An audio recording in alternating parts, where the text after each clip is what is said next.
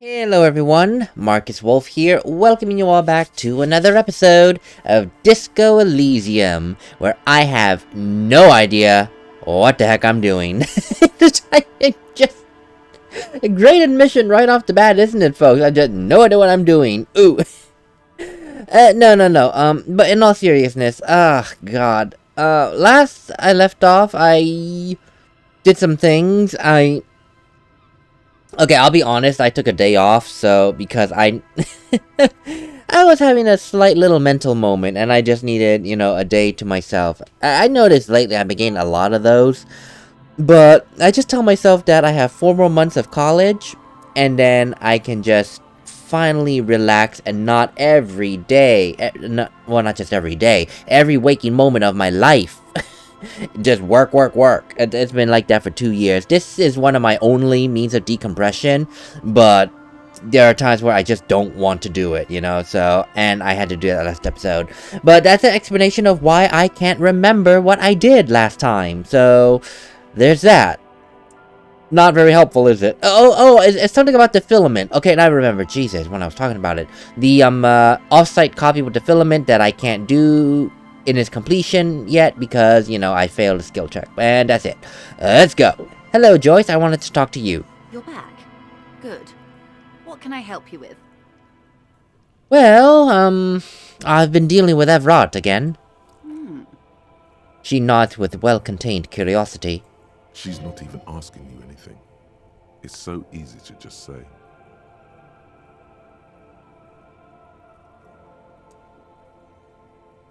Ma'am, this whole thing is a takeover. Is what you're about to say when a cold streak runs through your heart. Once said, there is no going back, Harry.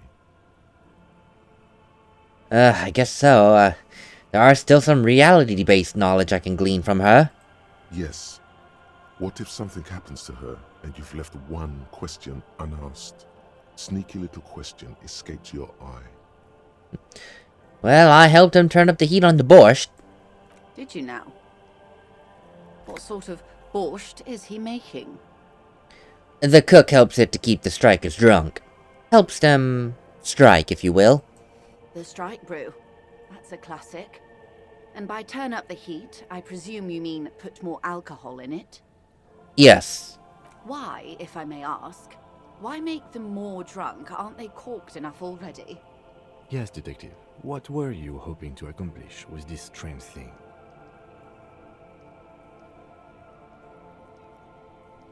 Well, an act born of sympathy for the working man, I set fire to the fumes of struggle.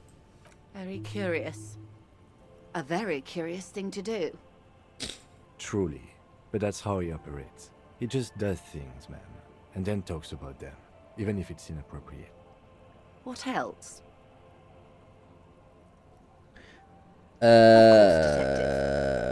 Of course. No. Don't tell her you've met Everard right away. I know. This time. I know, shut up. I'm trying to figure this out. Okay, you know what? Let me just ask this question, because I haven't asked it yet, and I don't know why. I guess at the time I was trying to make a good impression, but, well, it's been quite a while. Impressions are now out the window at this point. This reality. She pulls her hood closer around her neck. Yes, reality is your side case. An experimental side case. Oh, well, I'm sorry. I don't mean to be confusing there. You see, it's just that I'm conducting a personal investigation of sorts into this new world that I found myself thrown into. How truly curious. A sort of philosopher detective. Aren't all. Well, to a degree, aren't all detectives philosophers? Naturally. He nods. Except the ones who are detectives. Well, my working theory is that this inquiry into the nature of reality will ultimately converge with our murder investigation. They really are, in a sense, one and the same, you know? Are they now? The lieutenant cocks one eyebrow. A deep synthesis. I'll assist you however I can then. Go ahead. Ask. All right, we're in. I know these all look good. but begin with the first, okay? Okay, to start with, where are we? We're in Martinaise, baby. Hearing her say baby in the disco tone sounds so... we'll go with it. And what is Martinaise? Martinaise is a district of Revachol. A very small district tucked away near the industrial harbour, north of the 881 and Jamrock. You would be excused for not knowing about it. Unimportant, they say. Forgotten, even. Shelled to smithereens during the Revolution. It has its charms, just not this time of year. Could you tell me more? I'm not a good ambassador. I've only been here once before, as a teenager. Not a lot has changed. There are ruins, a terminal, fishing boats, reeds, boys with boxy shoulders. As I told you, Martinaise used to be a province, a workers' resort before the city swallowed it and the artillery did its part. Now the reeds are the real star of the show here. The further down the coast, the wilder it gets. As I've noticed. I noticed you mentioned a sea earlier. What sea is this? It's not really a sea, it's the Bay of Revachol. And the bay feeds into the ocean. So we're near the ocean. Yes. We're on an island in an ocean. The world's largest body of water. The Insulindic.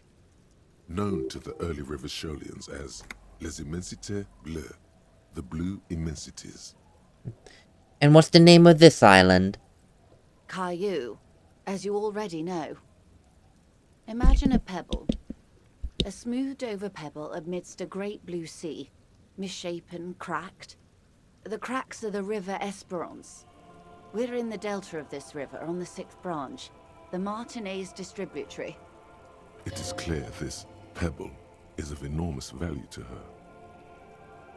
And to humanity at large. To humanity at large. Huh, interesting. So we're kind of like a social experiment for the world, I guess? Caillou. You know, when I heard the name Caillou, I forgot we are on the island of Caillou. When I heard Caillou, I just automatically thought of that children's show, Caillou. Oh god, childhood right there, from 25 years ago. I lied. At this point, 27, 28 years ago. Even longer. Woo! I'm old. Okay, so that's Martinaise. And what is Revachol? Revachol? Revachol is what you call a city. And what kind of city would Revachol be? A great kind. Well, what makes it great? History detective. They built this city to resolve history. Our part in it, at least. Our centuries. Okay, so who built the city? You know, I loved it. This really is philosophy. How they're really phrasing this as philosophy because, like, I'll go back to the beginning. Okay, that's Martinaise. What's Revachol? A city.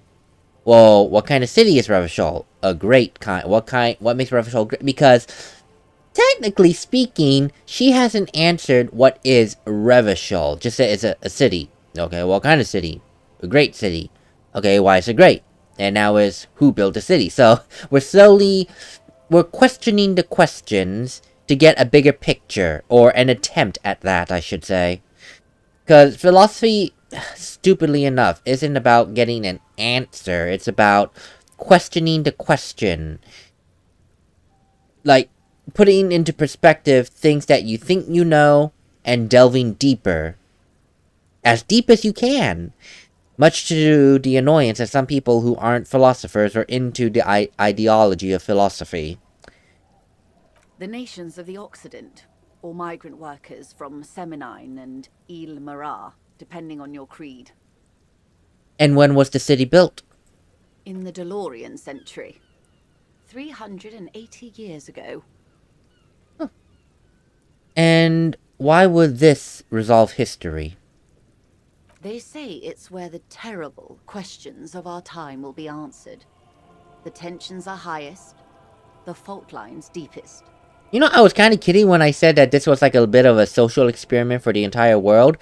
It really actually kind of is. Her response here, so this whole city is a social experiment to see how governments work and all that. Ah. Boy, I don't feel great living in such a... I don't feel great living in such a place. In perfect honesty, where we're a government test subject for social... social work and all that. Ugh. By that I mean conflicts. Ideological conflicts. The stuff of men. But why here, exactly? We are standing on a fertile, self-sufficient island able to sustain up to 200 million people in the middle of the Insulindic Ocean, the world's connective tissue. It's where the money is. Huh. So, in essence, we are unimportant parts of a much larger important place. I think it's fair to say so. Martinaise is about... She points across the water, where the skyscrapers rise. A collection of tall ghosts behind the water vapor, light reflecting off their glass windows. 22 kilometers from the center of the world. That soldering iron is the bank of the world building. The bottom floors are Insiacom. Coalition government, Insulindian Mission Command. Huh. So Martinaise is 22 kilometers from the world's center. So we are literally and figuratively the center of the world. Oh. Silence. She lowers her hand. The water, the light. It's as though you're seeing it for the first time. There is no recognition, only the immensity of the sea and the cold radiating from it. So, where are we? We are where we are. I have no truer answer to give, unfortunately. She watches you closely as you scan the horizon. Jamais vu, derealization. Deja vu. Experiencing the same thing twice. Huh. So I guess jamais vu is the opposite of deja vu. Interesting. This is one thought you need to complete. Where are you? I am interested in that one, actually. Like, where are we? Of course, he's saying it philosophically, but I'm interested in that. Jamais vu. Derealization. Thank you for actually putting it in English, because not all of us understand French. Imagine if they just put down jamais vu. It's like, okay, what does that mean? Was there something else you wanted to know? I remember something about a lowdown. This has been informative. Thank you, ma'am. I'm sure my memory-impaired partner has many more questions to ask, about even more fundamental aspects of reality. Might I suggest not asking them all right now? Messier will be here later too, and tomorrow. Isn't that true, ma'am? Absolutely. My commitment here is long-term. But I kind of want to know everything now, to be honest. That is understandable, but perhaps it's better not to eat all your candy at once. Indeed. I'm always at your service. Well, what times are these? These are unimportant times, Detective. You and I were born after the dust had settled. 1,000th of a second too late. Too late? For what? For the big time. Her eyes light up. There's a flash of teeth. And what's the big time? The revolution. She says. Okay. And what is this revolution that I keep hearing about? It's quite easy. Every 100 years or so, our species gets together to decide what's next, who gets shot in the head, and who gets the mineral rights. It's a real kerfuffle. Well, I'm sorry. Shot in the head? Those would be the communists. Generally speaking, 40 million people got shot in the head during the World Revolution. But the communists, they all got shot in the head. Oh, and the anarchists too. They shot them well. So well, one forgets they even existed. Okay, interesting. So, did the communists and anarchists shoot back? Did they ever? Before they got shot themselves, they shot 2 million people. Oof, 2 million. Yeah, that does sound like a kerfuffle, alright. Yeah, it was a kerfuffle, alright. The lieutenant mumbles behind his notes. Kim, I literally just said that. Yes, the Insulindian deluge, they call it. Huh. And did anyone else get shot in the head, like on the opposing side? Oh, lots of people. Even the king got shot in the head, or thrown beneath a horse, or drowned. Accounts differ. It was unceremonious. Just as well, he wasn't actually the king. Just the king's nephew. The real king abdicated and lived out a long and productive life as a venture capitalist in Grad. Smart king. Yes. King Guillaume had a nose for bad PR. He ran before it. What is the expression? Went down? Anyway, Gil got out alive and his nephew Frisell got shot in his place. Him and tens of thousands of his wonderfully fascist kingsmen. It was a wild time. I can imagine. Anyway, who got the mineral rights? The liberals got the mineral rights. And by mineral rights, I mean everything. And by liberals, you mean... Liberals are usually middle-class people, Detective. Or the remaining gentry. The beneficiaries of the pre-revolutionary arrangement. I had a feeling you meant middle class. I just wanted to be sure in this context. Some were rich enough to stay with the Constitution, with monarchy. Big mistake. Others bet on the revolution. They were called the ultras, or ultra-liberals. They fared well. I see. And how exactly did the liberals win all the mineral rights? They didn't win so much as survive. We were the last ones standing when the war ended. Everyone else got shot in the head, remember? She's one of them.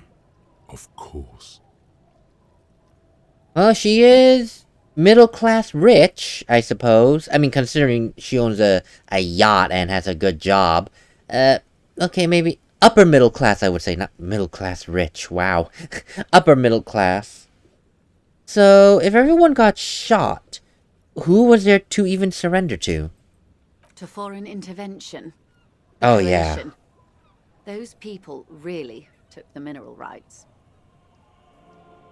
Wait. If the foreigners took the mineral rights, then how did the liberals take everything? The liberals took everything that wasn't nailed to the ground. The coalition took the ground. The ocean, the laws, and the people. Yeah, I already knew the answer. I just wanted to click on that. Yeah, it's... Remember, we are in a puppet state. What is ours is not technically really ours. It's the ones pulling the strings. And in this case, it was the coalition. So, yeah. When she said when she said the foreign intervention... Oh my god. When she said the coalition are the ones who really took the mineral rights. Yes, because they are the puppet master of this nation that we're in. What is ours is not truly ours, because we are not autonomous by any means. Not so long as we are under the rule of the coalition. And who exactly are the coalition? The coalition of nations. Grad, Mesk, Vesper, Messina, Oranje, and Sur-le-Clay. The armed center of the world.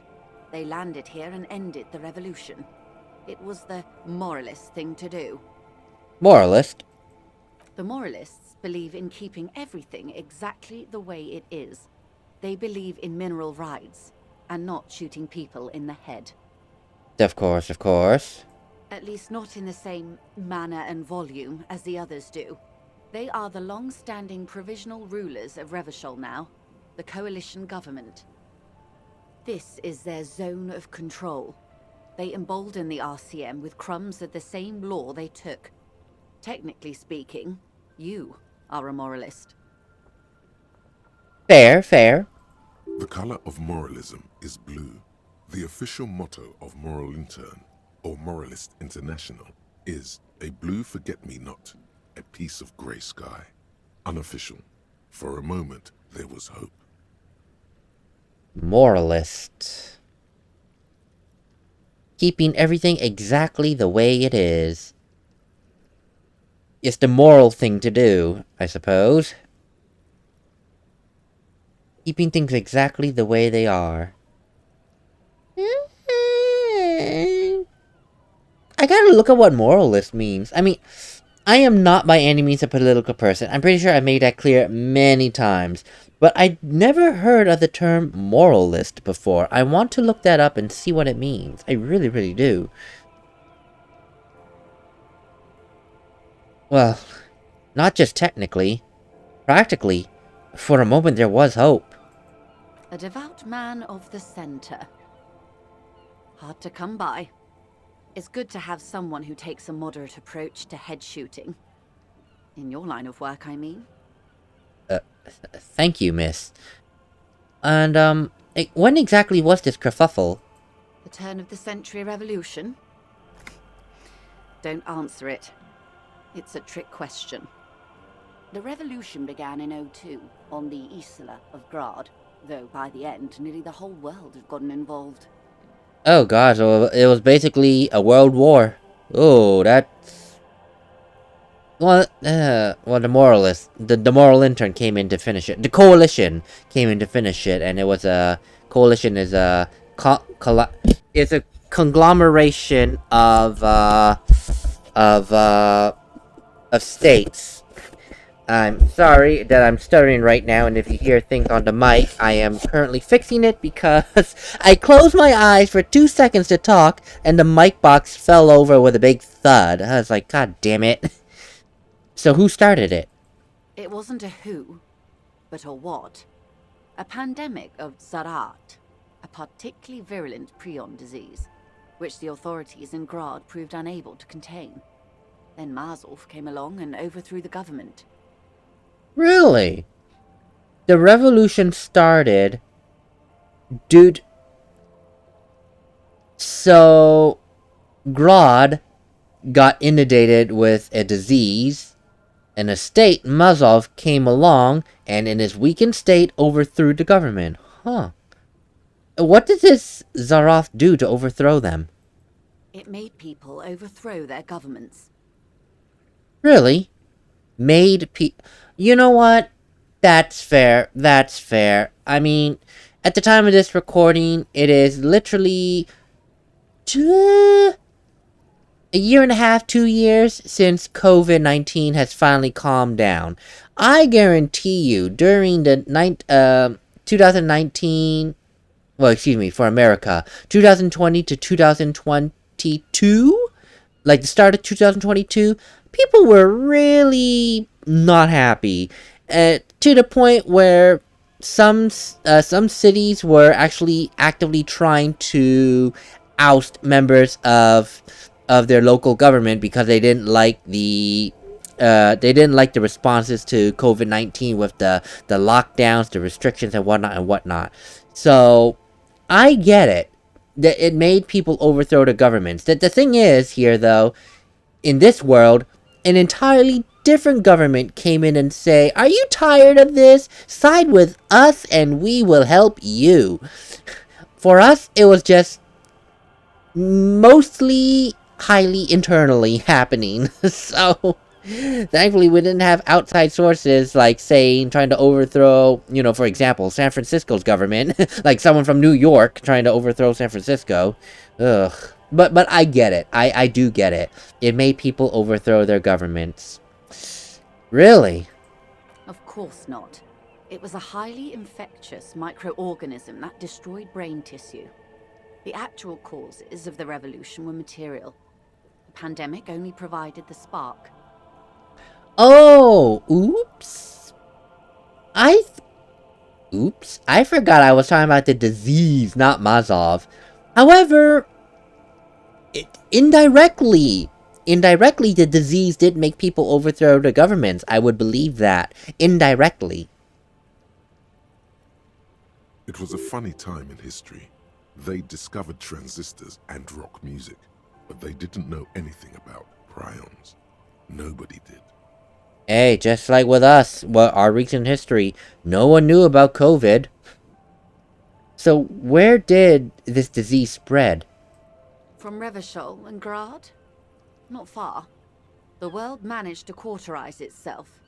MarcusWolfe's government was overthrown in '08, and the coalition crushed the Revachol commune 2 years later. It was the end. And what came next? Why?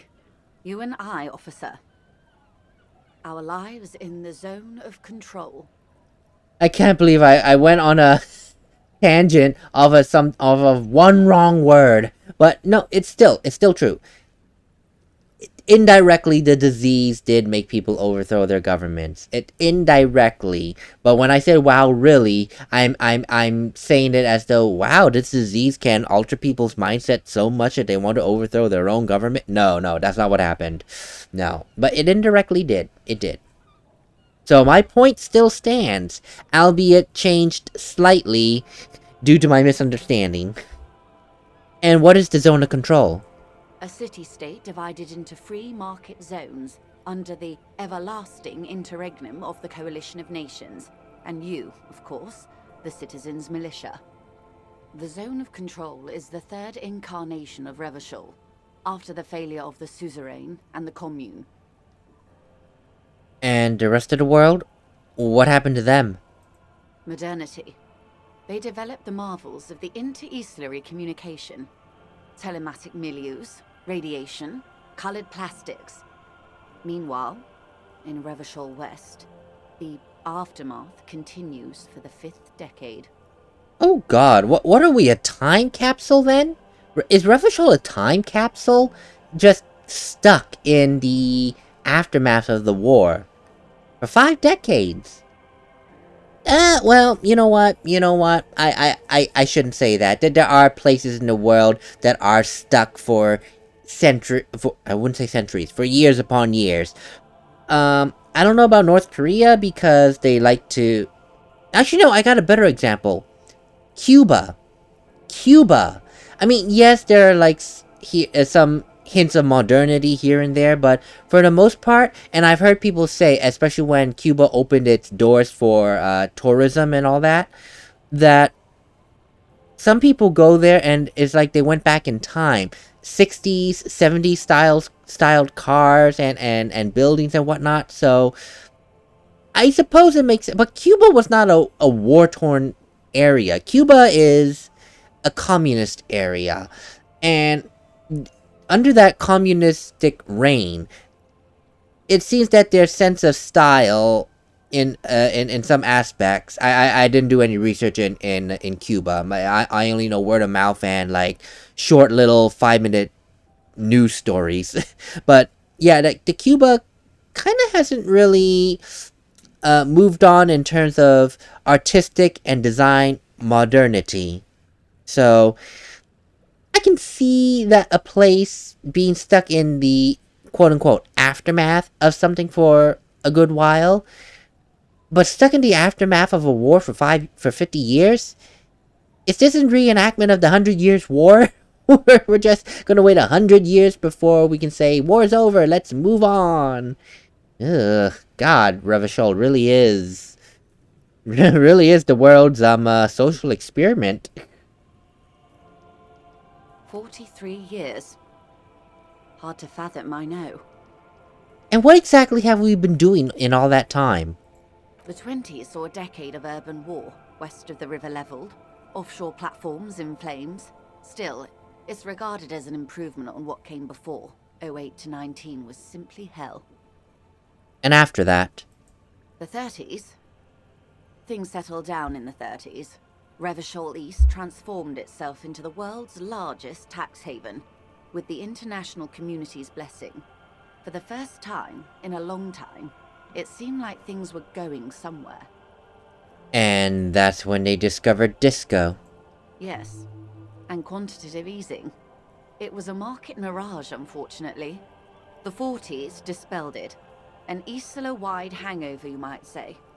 So, here we are. Quantitative easing, a market mirage. So basically, the economy wasn't that great. It was just pretending. And when the 40s came along, people realized, no, the market is not great. Oh god, we're in trouble. That is what I get from this. Welcome to reality, baby. Oh god, I gotta level up for that. Thank you, Joyce, for that. And what would you have done differently? Good question. What would you have done differently? No, her first.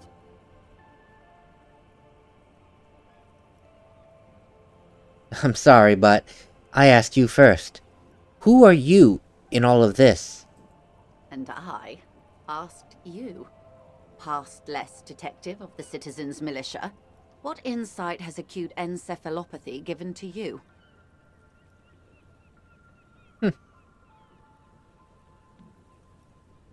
To be honest, I would have sought a medical solution.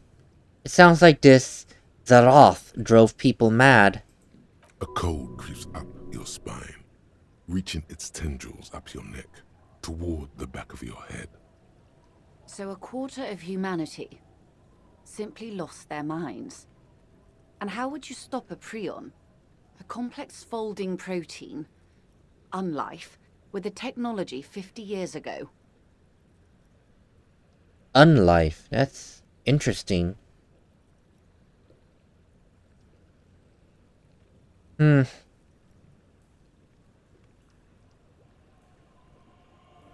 Well, with some hygiene, modest social care, and perhaps even a little bit of actual research from an accredited research program. The wind stops, and for a moment, there's silence. The charge dissipates into the dark water. All is quiet on the Martinaise inlet. A dog barks. A gunshot echoes off the walls of some distant building. A woman's voice. There is peace in the heart. Good hygiene. Really. A very moderate solution to an extreme problem.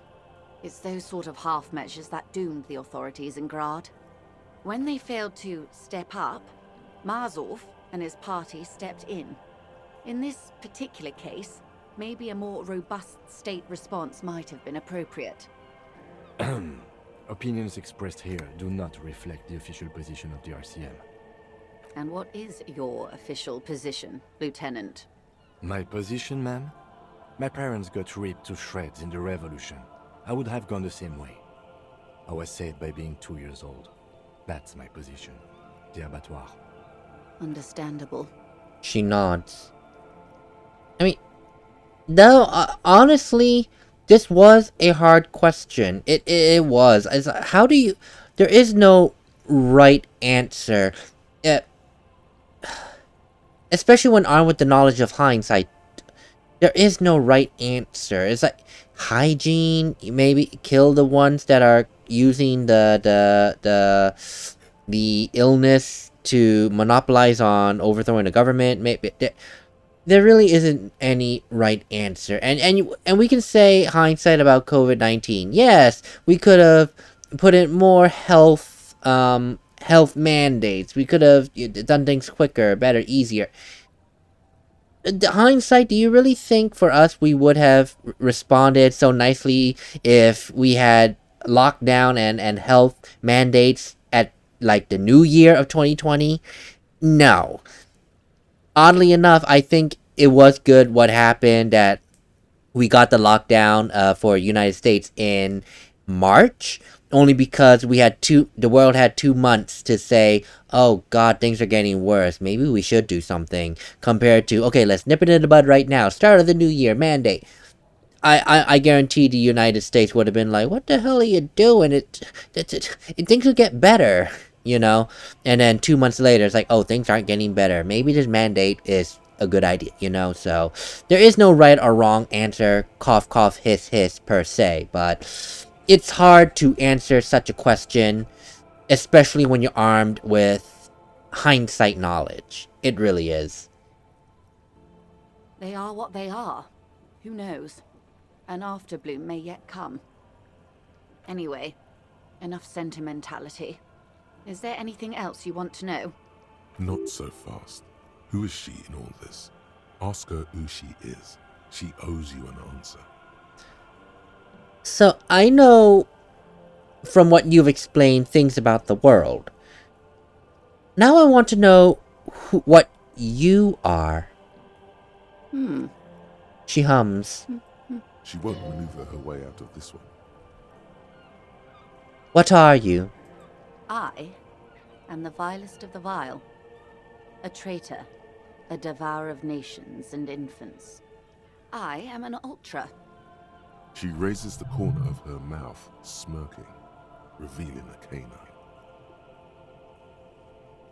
She's an ultra-liberal. Huh. Okay. Dios mío. No, let's not do that. I don't know why, and it's probably just the way my brain is connecting it, but that feels slightly racist. A liberal, and then say, and then say a Hispanic saying Dios mío, and then do like a Christian slash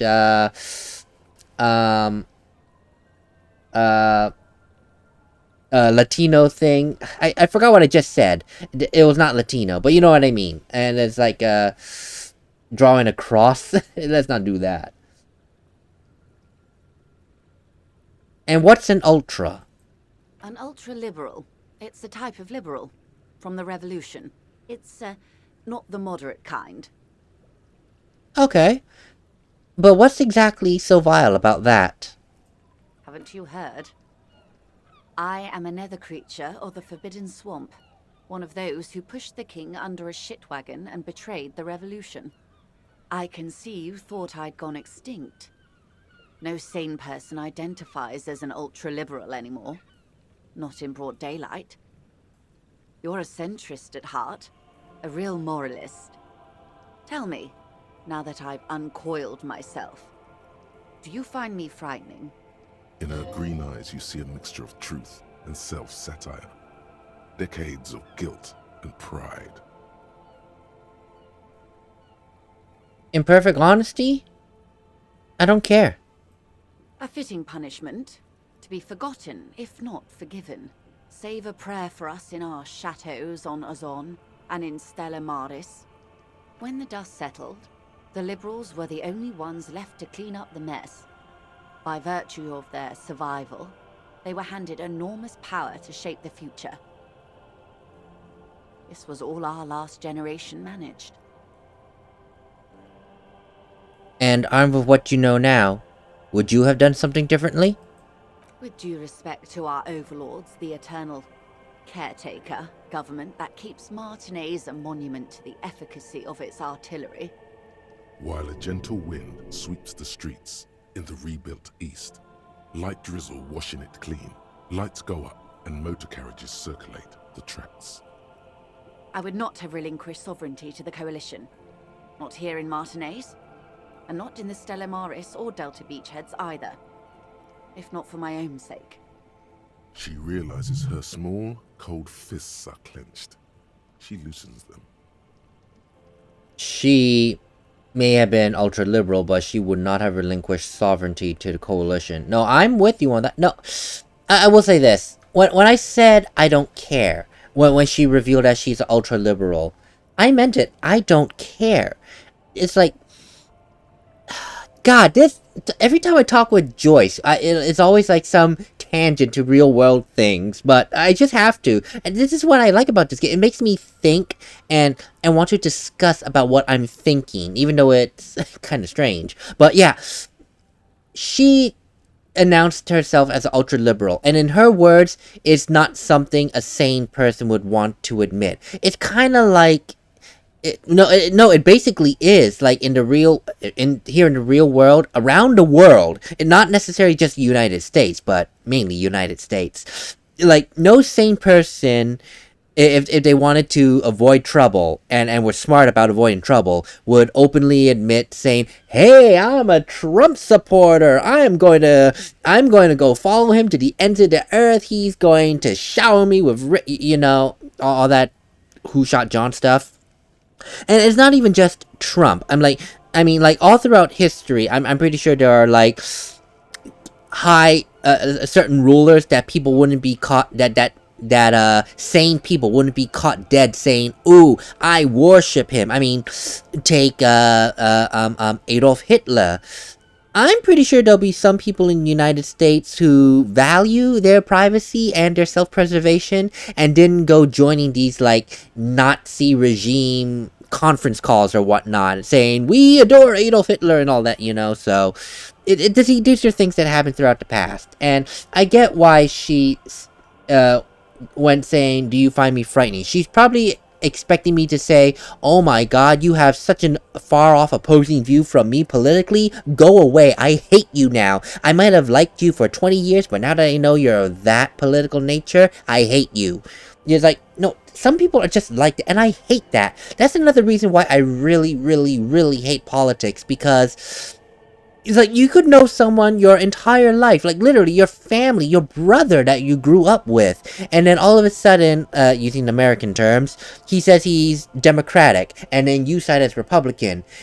Some people just use that as an excuse to take things out of proportion and say, "Oh my god, you're opposite of me, I hate you, stay away, we're not talking ever again." Some people do that, and it's ridiculous. For me, it's mind-blowing that someone would do that, especially to someone that you've known for a while, and then you get into legit arguments over nothing but political crap.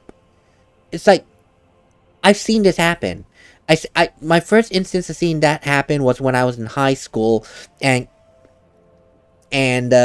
when classmates started getting more politically active, now people that I knew from elementary and middle school being best of friends, all of a sudden they hate each other simply because of differing political views.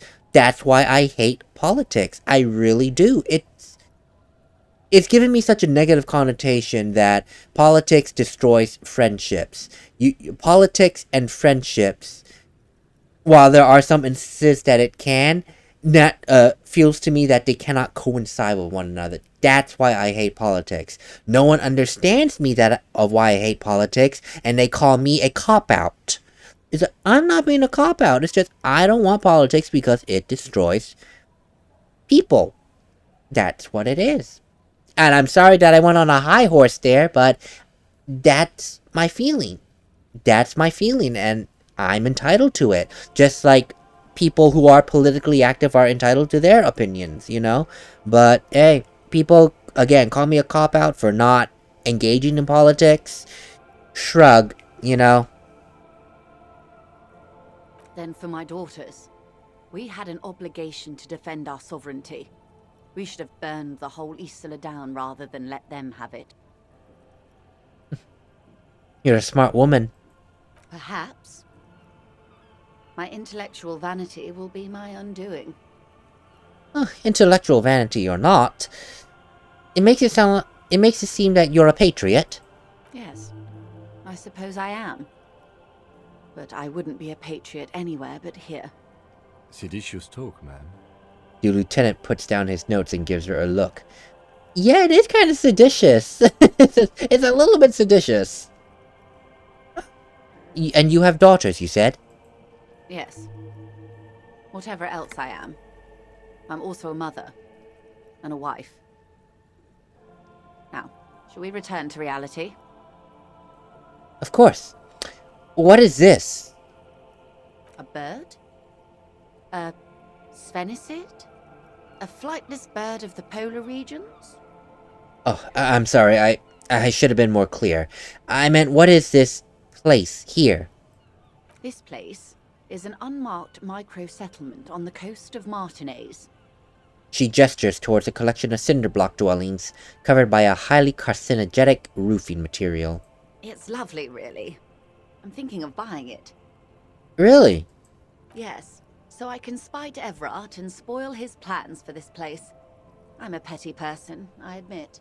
Well, girl, I might have beaten you to the punch there by forging some signatures. But you buying the place will definitely put a wrench in his plans, quite possibly permanently. Don't worry. I'll never get around to it. The information you passed to me will remain confidential. Let's get back to reality, shall we? Well, that's it for now. Oh god, all these checks. Esprit de Corps. What is... think of something close to you. And then conceptualization. Wow, that conceptualization is horrific. 7. It's still at the 13. I still need a 12. This right now is 2, 3, 4, 5. Minus 4, 9. Well, that's slightly better. But I can raise my Esprit de Corps. That's all for now. Bye. Glad to have been of assistance. The little that I know. Anything else? Thank you. That's all for now. Can I still talk to you and get You're to that? back. Blah, blah, blah. Good. Oh, yeah, I just had to What do... can I help you with? Yes. I just need to do dealing with Everard again. Okay, that's good. Woo! Okay, so lots of side discussions while talking with Joy. She really makes... She really made me want to talk. And, again, that's why I like the writing in this game. It's... There are times when it's not shallow. I mean, all games have a moment of shallow talking and whatnot, but I would say a good portion of all the script writing here is thought-provoking. It really, really is, and I enjoy that this game is making me actually think outside of this game's world. It's actually running quite a few parallels to the real world, and considering this was made in... oh god, I don't remember. 2022? Or is that for the final edition, this final remix? It might be a bit earlier than that, but 2020, 2022, yada yada. Considering it was made around that time, and well, it was released around that time, and then quite possibly on the drawing boards from maybe like 2016, 17, 18, and the conceptualization and the writing and all that. That's a lot of things that to write down for and take inspiration from the world. So there's a lot of parallels going on, and I enjoy delving into the parallels of the real world and this game, and being able to provoke some thought. Be able to respond to thoughts being provoked from the game. I really enjoy that. This game is definitely...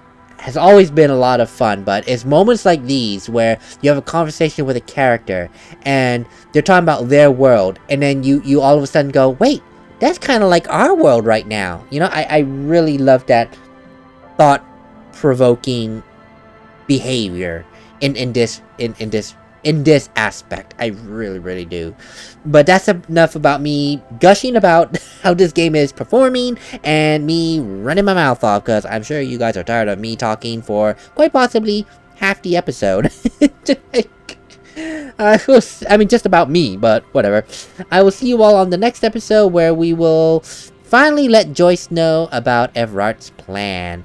That was my intention at the beginning, but we really went down a rabbit hole, and I appreciated that. Later.